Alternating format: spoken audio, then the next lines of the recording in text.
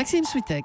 Le vrai faux de l'info. Bonjour Jean-Philippe Ballas. Bonjour Maxime. Ce matin, fumer tue et pollue. Oui, avec les satanés mégots qu'on retrouve sur le trottoir. Un fléau pour Anne Hidalgo, maire de Paris, et invitée sur BFM hier matin.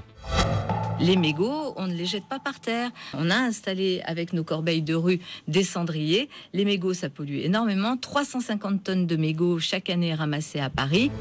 350 tonnes de mégots ramassés chaque année à Paris. Affirmation d'Anne Hidalgo, Madame la maire. C'est vrai ou c'est faux ? Je dis faux, Maxime, parce qu'il y a une petite ambiguïté. Ce chiffre nous semble plutôt correspondre à l'ensemble des mégots jetés à Paris, que ce soit par terre ou dans un cendrier. Alors évidemment, c'est une estimation. Le tri sélectif n'existe pas pour les mégots. On ne les a pas pesés en vrai.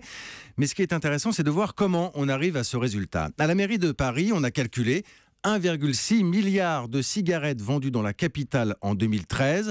Le poids d'un mégot, entre 0,2 et 0,3 grammes. Je confirme, j'ai vérifié.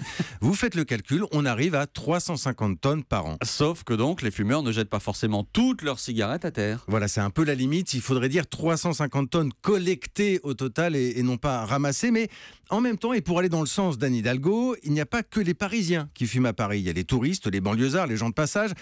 Ça fait du monde en plus et c'est pour cela qu'il est un peu difficile de se faire une idée. Alors, j'ai posé la question à des scientifiques. Est-ce qu'il y a d'autres méthodes de calcul, Maxime ? Bien oui, il y en a une.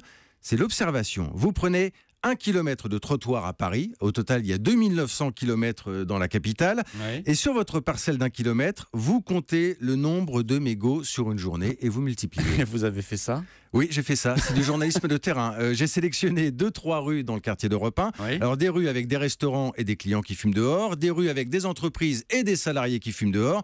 Et puis des rues plus calmes avec moins de passages pour équilibrer.